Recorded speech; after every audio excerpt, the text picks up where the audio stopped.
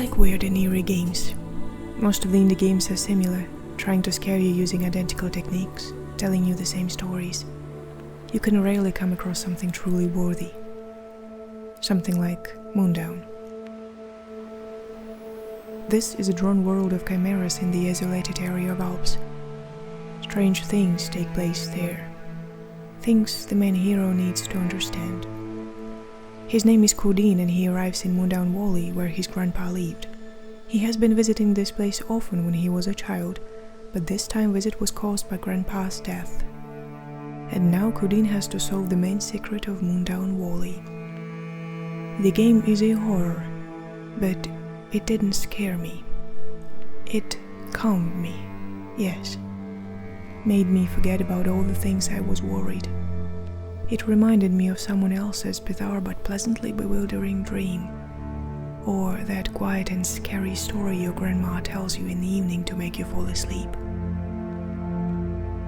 The game has a phantasmagorical and dark atmosphere, like ancient and forgotten fable you accidentally found on the pages of an old and dusty book. The story proceeds leisurely. You are roaming the snowy valley and solving simple puzzles, coming across the monsters from time to time. They're not so dangerous, in most cases you can run away, but that doesn't mean those monsters aren't scary. Strange creatures. The idea of the game might not be new. Do not play with things you don't understand. But the narration and style of the game are unusual. The entire game is hand-penciled by one person, Michael Ziegler.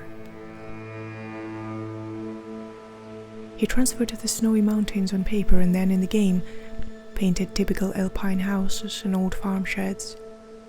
There is an old chapel and a painter's house, and the Devil's Bridge, which is located in Hard Crossing Gorge. According to the legend, the shepherd who numerously has been crossing the gorge desired that someone could finally build a bridge, and no matter even if the devil himself will do it. So, devil came. In exchange, he wanted the soul of a first who will cross the bridge, so people let the goat go first. This story became a game basis.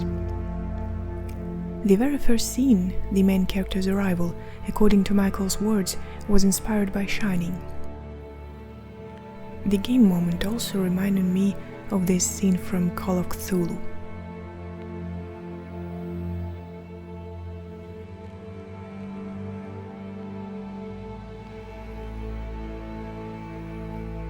Michael tells about the abandoned Mundaun hotel and says it reminds him of Overlook. There is no hotel in the game, but I can assume the world of Mundaun, isolated and surrounded by pathless snowy mountains and filled with devilry, could be an homage to the Overlook Hotel. Perhaps. I can't be sure. The game is atmospheric, and it is the atmosphere of Mundaun. While I was playing, I didn't have an impression that I already felt something similar. It was a new experience, and I liked it. Mundaun is interesting. Even though the game is quite linear, it allowed me to feel like an explorer, as if in some RPG game with all those buttons I could check and find something useful. Mundaun is beautiful and it can be compared with old engravings, which tells you a bizarre legend. It is one of those games you can walk through from time to time, especially considering Mundaun has few endings. My ending wasn't really good. Probably I did something wrong. I will try one more time later, and I highly recommend you to try too.